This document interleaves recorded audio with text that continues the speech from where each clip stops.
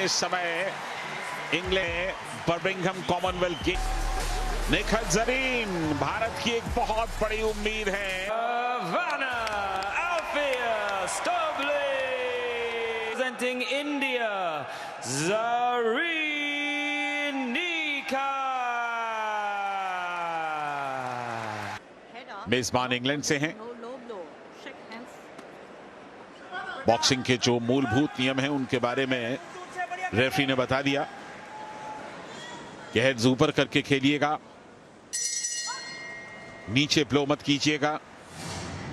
मुकाबले की शुरुआत वर्तमान और इस समय लेफ्ट और राइट यानी कि बेहतरीन तरीके से हुक्स का इस्तेमाल किया। थोड़ा सा आक्रामक लग रही है निखत शुरुआती मोमेंट में, और ऐसा लग रहा है कि लगातार स्टबली आ रही हैं और यहां पर क्लिंच की पोजीशन से छूटते छूटते निखत का एक राइट हुक सीधे जाकर के लगा उन्हें, और इस समय प्रहारों का सिलसिला शुरू कर दिया है। इस कोशिश में कम से कम 2 हुक बिल्कुल ठीक जाकर के लगे हैं। यहां लेफ्ट से मारा और राइट से हल्के से नॉकिंग की, क्लिंच की पोजीशन आ गई, होल्ड की पोजीशन आ गई, अपने आप अलग हो गई। रेफरी को इंटरफेयर नहीं करना पड़ा। स्टबले और निखत के बीच ये पहला राउंड चलता हुआ अटैकिंग दिखाई दे रही है निखत जरीन, ये अच्छी बात है। हालांकि इस अटैक के साथ साथ उन्हें अपने डिफेंस को भी बनाना होगा। एक बार फिर मुक्केबाजी का ये सिलसिला, निखत जरीन लेफ्ट और राइट लगातार आप कॉम्बिनेशन पंचेस ये इस बार देखने को मिले हैं, और कम से कम 2-3 पंचेस एक साथ लगे हैं। वहां पर किसी भी तरह से होल्ड करने की कोशिश ना करें। निखत जरीन लेफ्ट और राइट, बहुत बढ़िया, अच्छे हुक्स, अच्छे पंचेस, लेकिन कितने कनेक्ट होते हैं वो जजेस की नजर से बेहतर कोई नहीं जानता। और ये स्टबली पिछड़ रही हैं ऐसा दिखाई देता है हमारी नजर में। इस खेल को हमने अब तक जितना देखा है करके स्वीकार किया वहां स्टबली ने, और अब तैयार है फिर इस मुकाबले के लिए। 20 सेकंड का वक्त बाकी, और यहां पर पीछे से आप हमला 10 सेकंड बिल्कुल रोप के नजदीक चलता हुआ यह मुकाबला।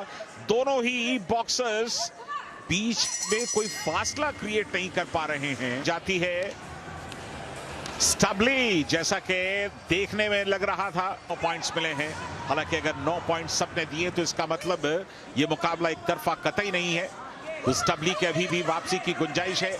निखत को इस बात का ख्याल रखना होगा, और अब निखत कहीं ज्यादा अग्रेसिव दिखाई दे रही हैं। ये सिचुएशन थोड़ी सी परेशान करने वाली, और मुझे लगता है कि ये जो मुक्केबाजी चल रही है इस समय, थोड़ा सा रणनीति को और बेहतर करने की जरूरत है। ये कॉम्बिनेशन ऑफ पंचेस लगाए हैं, बेहतरीन तरीके से लेफ्ट और राइट का इस्तेमाल किया है, लेकिन एक बार फिर, और ये 2 पंचेस एक साथ जाकर के चिपके हैं सही जगह पर। तो निखत जरीन दूसरे राउंड में भी अब तक डोमिनेट कर रही हैं। ये राइट हुक काफी दूर से आया था उनका हाथ, और एक बार फिर के स्वभाव में परिलक्षित होनी चाहिए, दिखाई देनी चाहिए, और वो आमतौर पर जजेस को प्रभावित करती है। लेकिन माइनस मार्किंग जजेस ना करें स्टबली के खिलाफ, क्योंकि पिछली बार तो सबने 9-9 पॉइंट्स उन्हें दिए हैं। मुझे लगता है कि इस बार उन्हें थोड़े से और कम मार्क्स मिलने चाहिए, बजाय इसके कि वो अपने मार्क्स को बेहतर करके इस दूसरे राउंड में 10 में से 10 मार्क लेने की कोशिश करती। शायद उन्होंने अपने निखत जरीन बिल्कुल इस बार भी, हालांकि 5 जजेस ने 9-9 मार्क्स दिए हैं।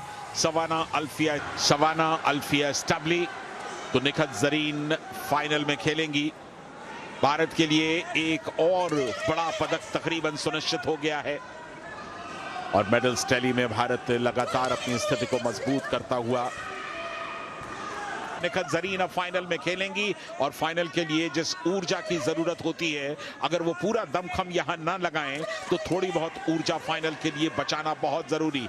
और इस राउंड में बस अपने घूसों का, मुक्कों का बेहतरीन इस्तेमाल करेंगी, और एक बार फिर नजदीक आते हुए, लेकिन अब समय समाप्त हो चुका है। इसके साथ ही तीसरा राउंड भी समाप्त हो गया। निखत जरीन ने अपने हाथ ऊपर उठा दिए। उन्हें इस बात का एहसास है कि उन्होंने इस मुकाबले में पूरी तरह से डोमिनेट किया है। Unanimous decision for your winner and heading into the Commonwealth Games final in the blue corner, तो चलिए, जिस बात की उम्मीद थी